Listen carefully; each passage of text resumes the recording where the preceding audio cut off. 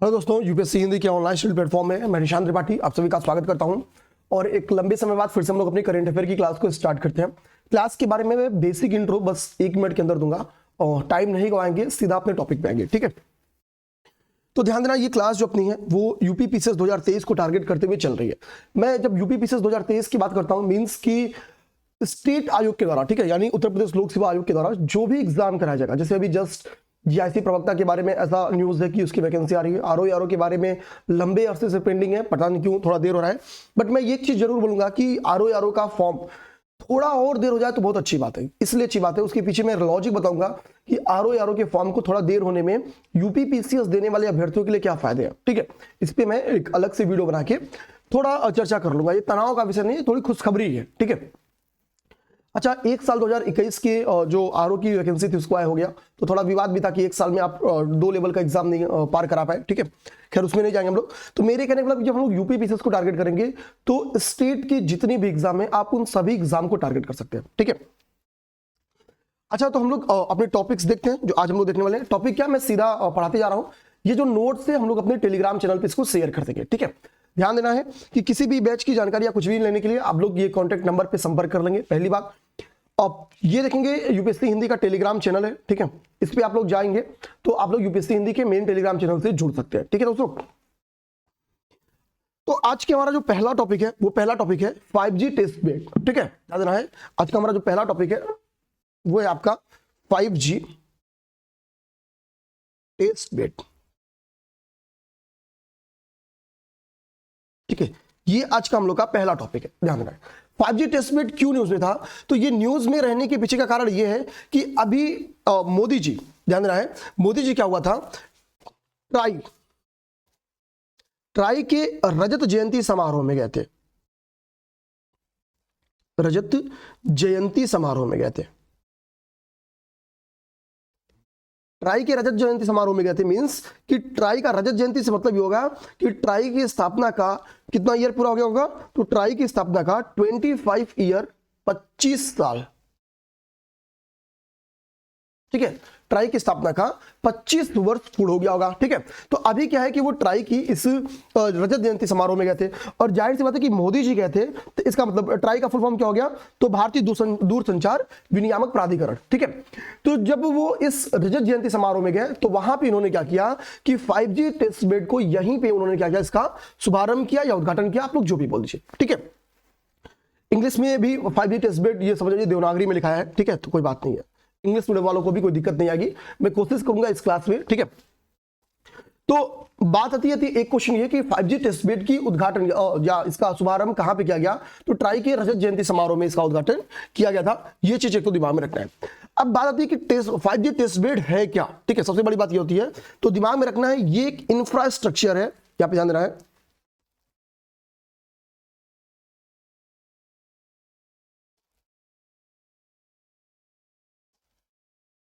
ठीक है। 5G technology के परीक्षण हेतु या इसकी टेस्टिंग हेतु, ठीक है। तो 5G तकनीक के परीक्षण हेतु बनाई गई ये बेसिकली एक इंफ्रास्ट्रक्चर है 5G टेस्ट बेड। अब तक देखिए जो हमारे स्टार्टअप्स हुआ करते थे वो अपने प्रोडक्ट के लिए, ठीक है, वो अपनी प्रोडक्ट के परीक्षण के लिए या उसके सत्यापन के लिए क्या करते थे कि विदेशी जो टेक्नोलॉजीज थी, ठीक है, जो बाहरी टेक्नोलॉजीज थी उस पर डिपेंड होते थे। तो अब चूंकि हम लोगों ने अपना खुद का 5G टेस्ट बेड का शुभारंभ किया है, इसका मतलब क्या कि हमारे स्टार्टअप्स को दूसरी देश की टेक्नोलॉजी पे डिपेंड नहीं होना पड़ेगा। इसकी सबसे बड़ी लाभ जो है आपका यही है। इसका मतलब क्या है कि स्टार्टअप्स के लिए एक बेहतरीन इकोसिस्टम क्या हो गया है, डेवलप कर लिया गया, ठीक है। तो अब हम लोग क्या होगा, हम लोग हमारी जो डिपेंडेंसी है उसमें कमी आएगी, यानी हम लोग की जो फॉरेन टेक्नोलॉजी है, जो विदेशी टेक्नोलॉजी थी उसके ऊपर जो हमारी निर्भरता है उस निर्भरता में कमी आई है, ठीक है। तो इसका अगर आपसे कल को एग्जाम में बेनिफिट लिखना रहा तो सबसे अच्छी बात क्या है कि स्टार्टअप के लिए ध्यान देना है, स्टार्टअप के लिए, ठीक है, स्टार्टअप के लिए एक बेहतरीन इकोसिस्टम डेवलप किया है, ठीक है। स्टार्टअप के लिए एक बेहतरीन इकोसिस्टम डेवलप हुआ है, ठीक है। तो 5G टेस्ट बेड क्या है ये आप लोग समझ गए कि ये बेसिकली क्या है कि 5G एक इंफ्रास्ट्रक्चर है 5G टेक्नोलॉजी के परीक्षण हेतु।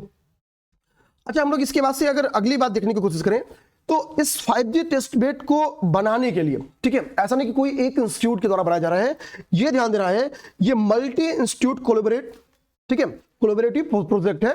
तो ये चीज दिमाग में रखना, ये क्या है, एक मल्टी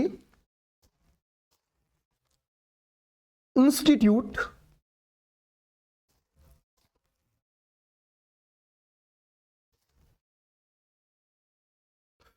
कोलैबोरेटिव प्रोजेक्ट है, ठीक है। ये ध्यान देना है कि जो आपका 5G टेस्ट बेड है, जो जब इसका शुभारंभ किया गया, तो ऐसा नहीं कि किसी एक इंस्टीट्यूट के द्वारा इसको बनाया जा रहा है, ये क्या है, ये मल्टी इंस्टीट्यूट कोलैबोरेटिव प्रोजेक्ट है, ठीक है। इसमें कुल 8 इंस्टीट्यूट शामिल हैं इसको तैयार करने के लिए, कुल 8 इंस्टीट्यूट इसमें शामिल है। जिस 8 इंस्टीट्यूट को लीड कौन कर रही है, तो लीड कर रही है, ध्यान देंगे, लीड कर रही है IIT मद्रास, ठीक है। IIT मद्रास के द्वारा इसको लीड किया जा रहा है, ठीक है, इस 5G टेस्ट बेड को, ठीक है, IIT मद्रास के द्वारा इसको लीड किया जा रहा है। अब बात आती है कि इसमें अन्य कौन सी संस्थान जो शामिल है, तो ध्यान देना, इसमें शामिल जो अन्य संस्थान है उसमें आपका है, ठीक है, जो इंपॉर्टेंट जो आपको याद कर लेना चाहिए, ठीक है, समीर, इसका फुल फॉर्म में लिख देता हूं, society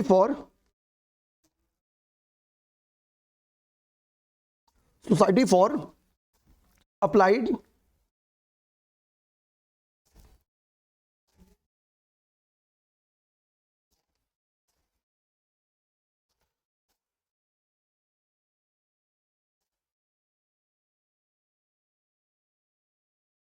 electronics engineering and research, ठीक है, एंड रिसर्च, एक ये इंस्टीट्यूट है, ध्यान देना है। उसके बाद से एक जो अगली इंस्टीट्यूट है जिसका नाम आप लोग नॉर्मली नहीं सुनते हैं, वो है आपका centre of excellence, centre of excellence, centre of excellence in wireless, centre of excellence in wireless technology,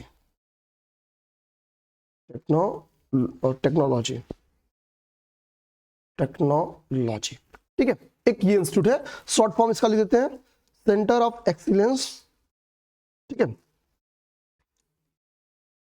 ठीक, वायरलेस टेक्नोलॉजी, ठीक है। तो ये दो इंस्टीट्यूट का नाम आपको कंफर्म याद रखना है, क्योंकि मेरा मानना है कि ये दो इंस्टीट्यूट के नाम आपसे भूल सकते हैं, ठीक है।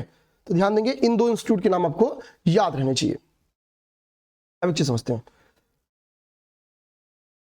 एक तो ये हो गया और एक ये हो गया। अच्छा, दो इंस्टीट्यूट की हो गया, मैंने यहां पे बोला कि कुल 8 इंस्टीट्यूट के द्वारा इसको तैयार किया जा रहा है, कुल 8 इंस्टीट्यूट, लेकिन हमने देखा कि IIT मद्रास लीड कर रही है, यानी एक इंस्टीट्यूट हो गया, और दो इंस्टीट्यूट का नाम और आपकी स्क्रीन पे दिख रहा है, ठीक। तो बाकी बचे 5 इंस्टीट्यूट कौन से हैं, तो जो बाकी बचे 5 इंस्टीट्यूट है वो ध्यान देंगे, उसमें आपका है IIT कानपुर, IIT से बेसिकली तो आपकी IIT दिल्ली है, IIT हैदराबाद है, IIT बॉम्बे है, IIT कानपुर है। तो ये 4 IITs आपकी हैं, ये 4 आपकी IITs हैं। हमको पता है IIT कानपुर है, यानी ये यूपी स्पेशल टाइप का करंट अफेयर हो गया। IIT कानपुर भी है, इसका मतलब ये क्या हो गया, ये यूपी स्पेशल टाइप का करंट अफेयर भी हो गया, ठीक है, ये यूपी स्पेशल टाइप भी करंट अफेयर हो गया। तो एक चीज ध्यान देना है। अब एक चीज समझना है, IIT कानपुर भले इसको डेवलप करने वाले इंस्टीट्यूट में, ठीक है, यानी इस मल्टी इंस्टीट्यूट कोलैबोरेटिव प्रोजेक्ट में शामिल है, लेकिन इसकी बेनिफिट, इसका लाभ जो है वो IIT कानपुर को नहीं मिलने वाला है, ठीक है, ध्यान देना है। केवल इसका लाभ ध्यान देना कितने को मिलेगा, तो इस टोटल में से 2 इंस्टीट्यूट ऐसे हैं, एक आपका हो गया समीर, ये इंस्टीट्यूट, ठीक है, यानी स्टडी फॉर अप्लाइड माइक्रोवेव, ठीक है, इलेक्ट्रॉनिक्स इंजीनियरिंग रिसर्च, इसको इसका लाभ नहीं मिलेगा, ठीक है, और IIT कानपुर को इस टेस्ट बेड का लाभ नहीं मिलेगा। तो किन 2 इंस्टीट्यूट को इसका लाभ नहीं मिलेगा, तो एक समीर, एक IIT कानपुर को। तो जो बाकी बचे आपकी 6 इंस्टीट्यूट है, ध्यान देना है, जो आपकी ठीक है, ये आपकी कहां पे स्थित है, ये इंस्टीट्यूट आपका चेन्नई में स्थित है, ये भी दिमाग में रखना है, ठीक है। तो CEWIT इसको लाभ मिलेगा, ठीक है, इसके बाद दिल्ली को भी मिलेगा, IIT दिल्ली को, IIT मद्रास को मिलेगा, हैदराबाद को मिलेगा, कानपुर को भी मिलेगा, ठीक है, इन सबको नहीं, IIT कानपुर को मिल रहा है, ठीक है, ध्यान देना है, IIT कानपुर को ये चीज मिल रही है। एक चीज ध्यान देना, यहाँ पे गलती हो गई है, जो मिल रहा है वो आपकी एक तो इसको मिल रहा है लाभ, ठीक है, इससे लाभ मिल रहा है, इसे तो मैं कंफर्म हूं कि इसको लाभ नहीं मिल रहा है, ठीक है, इसे लाभ नहीं मिल रहा है। IIT मद्रास क्योंकि लीड कर रही है, तो IIT मद्रास को भी इसका लाभ मिल रहा है, ठीक है, ये चीज ध्यान देना है। इसके बाद IIT दिल्ली, IIT हैदराबाद, कानपुर, बॉम्बे को इसका लाभ नहीं मिल रहा है, फिर ठीक है, ध्यान देना है, बॉम्बे को इसका लाभ नहीं मिल रहा है। तो आईआईटी बॉम्बे को इसका लाभ नहीं मिल रहा है, प्लस आपकी समीर, ठीक है, इन दो को इसका लाभ नहीं मिल रहा है, ठीक है, यानी इस टेस्ट बेड की सेवा जो है, ठीक है, उपलब्ध नहीं रहेगी, इसके लिए सुविधाएं उपलब्ध नहीं रहेगी, टेस्ट बेड की सुविधाएं उपलब्ध नहीं रहेंगी। केवल 6 इंस्टीट्यूट है जिसके लिए सुविधाएं उपलब्ध रहेंगी, ठीक है, उसमें आपका हो गया आईआईटी दिल्ली, आईआईटी हैदराबाद, कानपुर 3 ये हो गया आपकी, ये एक चौथी हो गई, ठीक, आईआईटी मद्रास इसमें 5वीं हो गई। अब आपका एक इंस्टीट्यूट और बच रहा है, ठीक है, क्योंकि 5 तो 4 आपकी आईआईटीज हो गई, 2 ये 6, आईआईटी मद्रास आपकी हो गई 7, और एक अगला बच रहा है आपका, ठीक है, आईआईएससी, ध्यान देना है, एक आपका बच रहा है आईआईएससी, ठीक है, कहां पे, ये बेंगलुरु में है, ये आपका हो गया बेंगलुरु, ठीक है, इस चीज। तो ये वो 8 इंस्टीट्यूट है जो इस प्रोजेक्ट में शामिल हैं, ये 2 इंस्टीट्यूट है जिनको इसकी सुविधाएं नहीं मिलेंगी, ठीक है। तो एक बार फिर से रिकॉल कर लेते हैं, ट्राई की रजत जयंती समारोह थी, यानी 25 ईयर हुआ था ट्राई के स्थापना के, इसी समारोह में मोदी जी गए थे और यहाँ पे उन्होंने 5G टेस्ट बेड की स्थापना की है, ठीक है, या शुभारंभ किया है। ये एक 5G टेस्ट बेड है क्या, तो एक इंफ्रास्ट्रक्चर है, ठीक है, कैसा इंफ्रास्ट्रक्चर है, तो 5G टेक्नोलॉजीज के परीक्षण है, तो ये क्या है, एक इंफ्रास्ट्रक्चर है। ये जो 5G टेस्ट बेड है, इसको ये एक मल्टी इंस्टीट्यूट कोलैबोरेटिव प्रोजेक्ट है जिसमें कुल 8 इंस्टीट्यूट शामिल होने वाले हैं, जिनमें इन 8 इंस्टीट्यूट को आपकी आईआईटी मद्रास के द्वारा क्या किया जाएगा, लीड किया जाएगा, आईआईटी मद्रास के द्वारा लीड किया जाएगा। बेनिफिट्स बेसिकली देखेंगे इसका क्या है, स्टार्टअप्स के लिए, क्यों, क्योंकि अब स्टार्टअप्स को अपने प्रोडक्ट्स के सत्यापन के लिए, उनके परीक्षण के लिए विदेशी टेक्नोलॉजीज पर डिपेंड नहीं होना पड़ेगा, क्योंकि हमारे पास खुद ही 5G टेस्ट बेड हम लोगों ने इसका उद्घाटन किया है।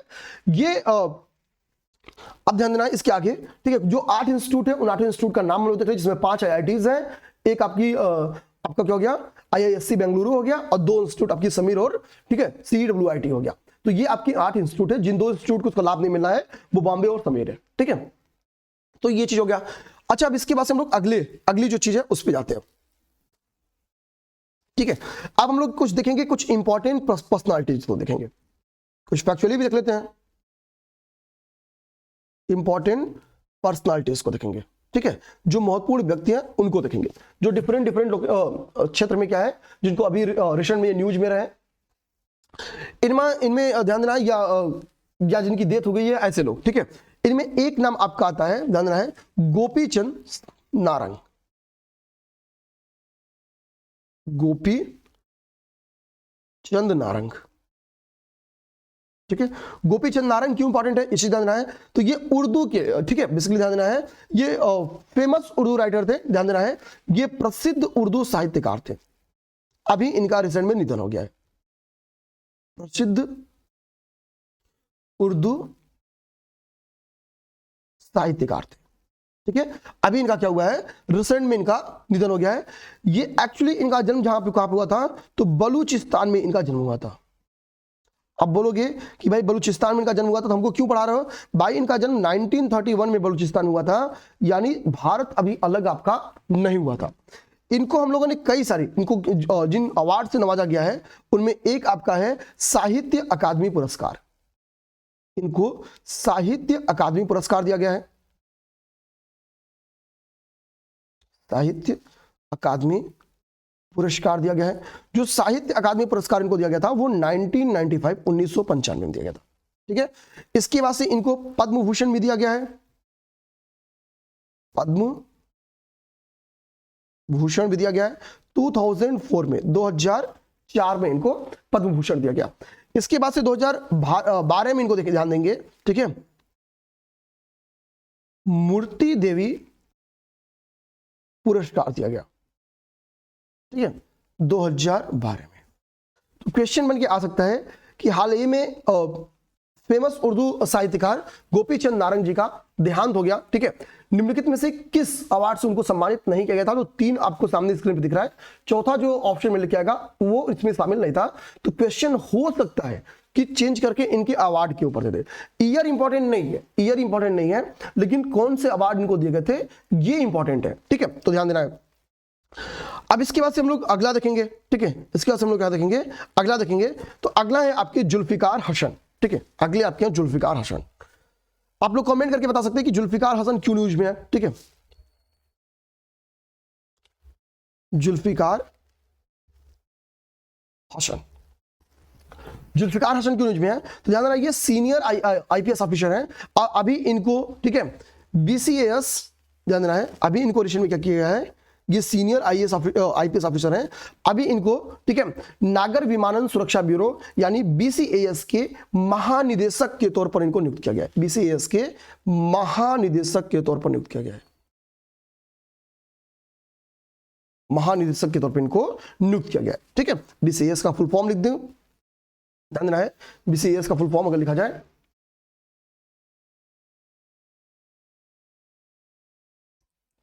Bureau of civil aviation.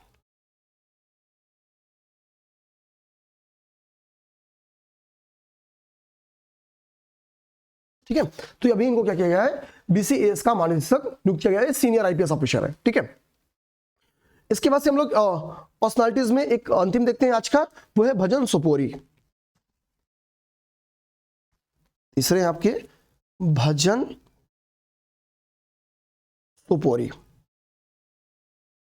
भजन सोपोरी क्यों न्यूज में, आइए भजन सोपोरी को देखते हैं, ठीक है। भजन सोपोरी बेसिकली क्या है, ये संतूर वादक है, ये क्या है, ये संतूर वादक है, ठीक है। और अभी इनका क्या है, बेसिकली ध्यान देंगे, इनका निधन हो गया है, ठीक है। यहाँ पे सोपोरी बेसिकली ध्यान देना है, ये कश्मीर के रहने वाले थे, यहाँ पे ध्यान देना है। सोपोरी एक्चुअली क्या ना, उत्तर कश्मीर का, ठीक है, एक जगह है उसका नाम है सोपोर, इसी जगह के नाम पर इनको सोपोरी कहा जाता है, ठीक है। ये उत्तर कश्मीर का एक हिस्सा है, एक लोकेशन है, ठीक है। अच्छा, किस घराने से संबंधित थे, तो ये क्वेश्चन बन क्या सकता है, तो ध्यान देना, ये सूफियाना घराने से संबंधित है, ठीक है। मैं यहाँ पे किसी और पेन से लिख देता हूं, सूफियाना घराने से इनका संबंध था, सूफियाना। और कब कोई पर्सनालिटी अगर जेएंडके से संबंधित हो तो वो नॉर्मली आपके लिए इंपॉर्टेंट होता है, ठीक है, वो नॉर्मली क्या आपके लिए इंपॉर्टेंट होता है, ठीक है।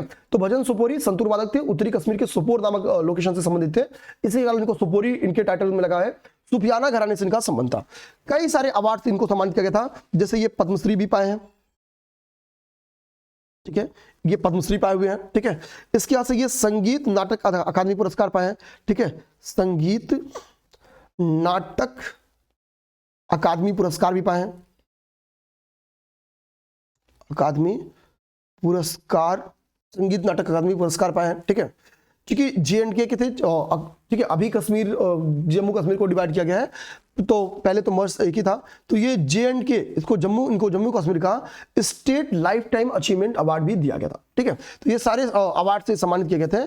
पद्मश्री इनको मिला था, संगीत नाटक अकादमी पुरस्कार मिला था, जम्मू कश्मीर का जो लाइफ टाइम अचीवमेंट अवार्ड था स्टेट का, वो भी इनको दिया गया था, ठीक है। तो ये पर्सनालिटी बेस्ड क्या है, आपके 3 क्वेश्चन थे जिनको आपको याद करना है। अभी आपको मैं एक होमवर्क देता हूं, चलिए होमवर्क क्या है, आप लोग होमवर्क बताइए और इसको कमेंट बॉक्स में कमेंट करके देना है। होमवर्क जो है वो मैं बता दूं, अभी हाल ही में मलेशिया की, ठीक है, एक वयोवृद्ध महिला थी, उनकी डेथ हो गई है, और इस वयोवृद्ध महिला का आपको नाम बताना है, इसलिए नहीं कि ये वयोवृद्ध थी, ठीक है। इनका संबंध किससे था, तो इनका संबंध आईएनए से था, आईएनए से था। और हमको पता कि आईएनए की एक मतलब महिला रेजिमेंट था, वुमेन रेजिमेंट था, उसका नाम है झांसी की रानी, ठीक है, वुमेन रेजिमेंट था, उस वुमेन रेजिमेंट का नाम था झांसी की रानी, ठीक है। इस वुमेन रेजिमेंट की क्या थी, सिपाही थी। अब आपको कमेंट करके बताना है कि अभी हाल ही में मलेशिया में आईएनए की वो वयोवृद्ध महिला कौन थी, जो आईएनए की वुमेन रेजिमेंट झांसी की रानी की सिपाही थी, उनकी अभी जस्ट डेथ हो गई है, ठीक है। तो ये आपको होमवर्क है जिसको आपको बताना है, ठीक है। अच्छा चलिए इसके आगे हम लोग देखते हैं, इसके आगे देखते हैं। तो अगला टॉपिक थोड़ा सा इंपॉर्टेंट है और बड़ा भी है, ठीक है। हमको पता है कि यूनेस्को की, ठीक है, एक अंतर सरकारी समिति है, ध्यान देना है, यूनेस्को की क्या है, एक अंतर सरकारी समिति है,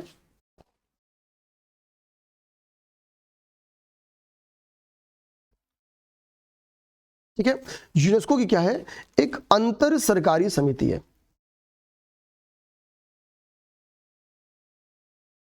अंतर, ठीक है, मुझे लग रहा है मैं क्यों स्क्रीन से बाहर, ठीक है, एक सेकंड मुझे टाइम दीजिए। चलिए यहां से लगा। यूनेस्को की क्या है, एक अंतर सरकारी समिति है, ठीक है। अभी भारत को क्या किया गया है कि इस समिति के सदस्य के रूप में चुना गया है वर्ष 2022 से 2026 है।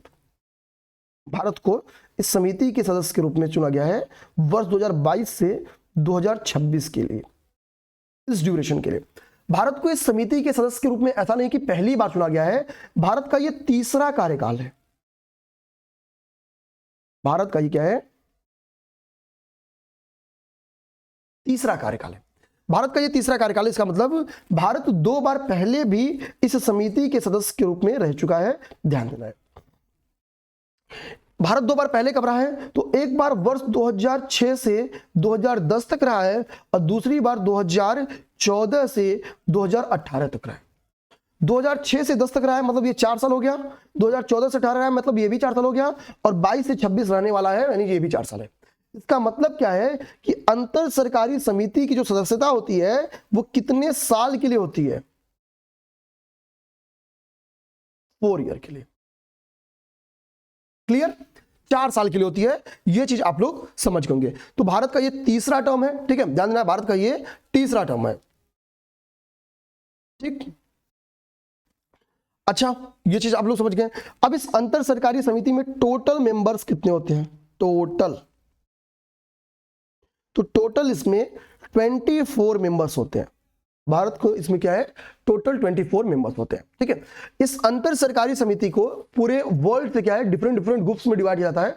और उस ग्रुप से क्या है कि 4-4 लगभग 6 इसमें ग्रुप्स हैं, जिसमें से 4-4 मेंबर सेलेक्ट किए जाते हैं। जैसे भारत को एशिया प्रशांत समूह से चुना गया है, ध्यान देना है, भारत को एशिया प्रशांत समूह से चुना गया है। भारत को एशिया प्रशांत समूह से चुना गया है। एशिया प्रशांत समूह में ऐसा नहीं कि एक सीट खाली थी, एशिया प्रशांत समूह में कुल 4 सीट, 4 सीट ऐसी थी जो कि खाली थी, जिस 4 सीट के लिए कुल 6 देश ने दावेदारी की थी, कुल 6 देश ने दावेदारी की थी। जिन 6 देश ने दावेदारी की थी उसमें आपका इंडिया था, यानी भारत था, भारत के साथ आपका बांग्लादेश था, BAN यानी बांग्लादेश था, बांग्लादेश के साथ आपका वियतनाम था, VIT यानी वियतनाम था, ठीक है, वियतनाम के बाद से आपका कंबोडिया था, ठीक है, COM यानी कंबोडिया था, कंबोडिया के बाद से आपका मलेशिया था, MAL यानी मलेशिया था, और आपका थाईलैंड था, TH यानी थाईलैंड। तो ये 6 देश जहां तक मानता हूं मैं हो गया, India 1, Bangladesh 2, Vietnam 3, Cambodia 4, Malaysia 5, Thailand 6। इन 6 देशों ने दावेदारी की थी। लेकिन इन 6 देशों में से जो दावेदारी की थी, इनमें से 4 देश, क्योंकि सीट कितनी खाली है, सीट केवल 4 खाली है, तो वो कौन से 2 देश थे जो इस दावेदारी तो किए लेकिन एशिया पर, मतलब इस अंतर सरकारी पैनल में सेलेक्ट नहीं हुए, ये क्वेश्चन बन के आ सकता है। तो भारत तो इसमें सेलेक्ट हो गया है, इसी के लिए तो हम लोग पढ़ रहे हैं, तो इंडिया सेलेक्ट है, ठीक, इंडिया सेलेक्ट है। तो जो नहीं सेलेक्ट हम लोग उनके बारे में बताएं, तो देखिए इंडिया सेलेक्ट है, यानी इंडिया है, ठीक है। इंडिया के बाद से आपका बांग्लादेश को भी सिलेक्ट किया गया, यानी बांग्लादेश भी अंतर सरकारी पैनल में शामिल किया गया था, ठीक है। मलेशिया को शामिल किया गया, MAL यानी कि देखिए मलेशिया हो गया, मलेशिया के बाद से आपकी वियतनाम को शामिल किया गया था, वियतनाम हो गया। तो वो कौन से 2 कंट्री हैं जो दावेदारी तो किए लेकिन उनको शामिल नहीं किया गया, तो उसका आंसर आता आपका कंबोडिया और थाईलैंड, ये शामिल नहीं हुए। इन्होंने भागीदारी की थी, इन्होंने दावेदारी की थी, लेकिन इस समूह में इनको शामिल नहीं किया गया। तो ये क्वेश्चन बन के पेपर में आ सकता है, ये क्वेश्चन बन के आपके एग्जाम में आ सकता है, इस चीज से आप लोग तैयार रहेंगे, ठीक है। तो अभी हम लोग क्या देखें, अभी हम लोग केवल और केवल इस अंतर सरकारी पैनल समिति के बारे में देखें हम लोग, ठीक है, इस अंतर सरकारी समिति के बारे में देखें। अब हम लोग क्या करते हैं, थोड़ा सा क्या करते हैं ना, अमूर्त सांस्कृतिक विरासत के संरक्षण हेतु अब समय को समझ लेते हैं। अच्छा, ठीक है, यूनेस्को के अमूर्त सांस्कृतिक विरासत, अमूर्त सांस्कृतिक विरासत क्या होता है मैं अभी समझा दूंगा आपको। अमूर्त सांस्कृतिक विरासतों के संरक्षण हेतु अभी समय, सांस्कृतिक विरासतों के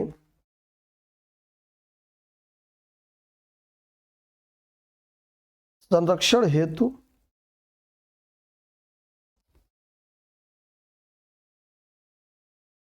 अभिशमय, अमूर्त सांस्कृतिक विरासतों के संरक्षण हेतु अभिशमय, इसको देखिए, ध्यान देखिए। जो अमूर्त सांस्कृतिक विरासतों के, पहले तो हम लोग एक बात समझ लेते हैं, मूर्त और अमूर्त सांस्कृतिक विरासत होते क्या है, इनको समझ लेते हैं। देखिए, जो मूर्त सांस्कृतिक जो विरासत होते हैं वो क्या होते हैं, ये बेसिकली वो होते हैं जिनको जो साक्षात होते हैं, यानी जिनको देखा जा सकता है, ठीक है। तो अमूर्त वो होते हैं जिनको देखा नहीं जा सकता है, ठीक है। देखो, मूर्त सांस्कृतिक विरासत क्या होते हैं, जिनको साक्षात रूप से देखा जा सकता है वो वस्तुएं, जैसे फॉर एग्जांपल जो स्थापत्य है, ठीक है, जो स्थापत्य है उनको देखा जा सकता है, तो उनको इसमें शामिल किया जाता है। यानी भवन वगैरह कुछ ऐसा हो गया, जैसे ताजमहल, तो ताजमहल को देखा जा सकता है, छुआ जा सकता है, ठीक है। तो इसको, ये हो गया आपकी मूर्त सांस्कृतिक विरासत। अमूर्त सांस्कृतिक विरासत वो होते हैं जिनको देखा नहीं जा सकता है, केवल हम लोग क्या करते हैं कि अपने पूर्वजों से उसको प्राप्त करते हैं, ठीक है। केवल हम लोग क्या करते हैं, उनको अपने पूर्वजों से प्राप्त करते हैं, ठीक है। ये चीज ध्यान रखना है। जैसे कोई उत्सव हो गया, ठीक है, कोई पारंपरिक शिल्पकला हो गया, ठीक है। तो ये सब नॉर्मली क्या है, आपकी ध्यान देना है, जो मौखिक रूप से चली आ रही है, यानी हमारी पीढ़ी ने, पिताजी ने हमको बताया, हम अपने पिताजी बच्चों को बताएंगे, ठीक है। तो ये नॉर्मली क्या है कि ये जो चीजें हैं, ये अमूर्त सांस्कृतिक विरासत के एग्जांपल बनते हैं। और मूर्त सांस्कृतिक विरासत के जो एग्जांपल होते हैं, जिनको हम लोग देख सकते हैं, जिनको हम लोग टच कर सकते हैं, ठीक है। तो अमूर्त सांस्कृतिक विरासत होते क्या है, ये आप लोग समझ गए। अब आपको एक मैं यहीं पे होमवर्क दूंगा, तो होमवर्क क्या आप लोग समझ जाइएगा कि भारत में अमूर्त सांस्कृतिक विरासत कुल कितने हैं, कुल कितने अमूर्त सांस्कृतिक विरासत है। इसका आंसर मैं कल दूंगा। अमूर्त सांस्कृतिक विरासत है एक होमवर्क। चलिए एक दूसरा होमवर्क आपको दे देता हूं, ठीक है। पहला और अंतिम सांस्कृतिक विरासत कौन सा है, ठीक है। पहला और अंतिम सांस्कृतिक विरासत कौन सा है। एक और होमवर्क ले लीजिए, 2023 के लिए भारत सरकार ने किसका नामांकन किया है अमूर्त सांस्कृतिक विरासत का दर्जा देने के लिए, ठीक है। तो ये तीसरा क्वेश्चन है। तो ये 3 क्वेश्चन आप लोग का होमवर्क है, आप लोग कमेंट बॉक्स में कमेंट करना। इसका आंसर मैं कल दूंगा, ठीक है। इसका आंसर मैं क्या दूंगा, कल दूंगा। अब देखिए, जो अमूर्त सांस्कृतिक विरासतों के संरक्षण हेतु अभिसमय है, ये अभिसमय 2003, ध्यान देना है, वर्ष 2003 में यूनेस्को की जो जनरल असेंबली है उसके द्वारा पारित किया गया। कब, तो जनरल असेंबली के द्वारा इसको 2003 में पारित किया गया। भारत ने इस पे समर्थन कब दिया, तो 2 वर्ष पश्चात वर्ष 2005 में इस पे इंडिया ने अनुसमर्थन दिया था, भारत ने इस पे अनुसमर्थन दिया था, ठीक है। तो यानी अमूर्त सांस्कृतिक विरासतों के संरक्षण अभिसमय का हिस्सेदार है कौन, भारत भी हिस्सेदार है, ठीक है। 2005 में हमने इसको क्या किया था, इसका अनुसमर्थन किया था 2005 में। ये चीज समझ गए। अब देखिए क्या होता है, ठीक है। इस अभिसमय में एक्चुअली क्या है, ध्यान देना है, ठीक है, कि इसका जो अंगीकरण करते हैं बेसिकली वो सांस्कृतिक विरासत के क्षेत्र में नई नीतियों के मार्ग प्रशस्त करना इसका काम है, ठीक है। तो यानी सांस्कृतिक विरासतों के संरक्षण को प्रभावी बनाना जो है, ये इसका काम है, किसका, इस अभिसमय का। और किस समिति के माध्यम से ये अभिसमय ये काम करती है, तो वो है आपकी अंतर सरकारी समिति, ठीक है, ध्यान देना है। अच्छा, ये सारी चीजें हो गई। अब कुछ और बच रहा जो आपको बता देना चाहिए, ठीक है। तो अमूर्त सांस्कृतिक विरासत के बारे में देख लिए, ये देख लिए, चलिए ठीक है। अब ये आपका होमवर्क है, इस होमवर्क को आप लोगों को कल बता देना है। तो आज की करंट अफेयर की क्लास हम लोग की इस तरह से खत्म हो जाती है। मिलते हैं कल। जय हिंद, जय भारत।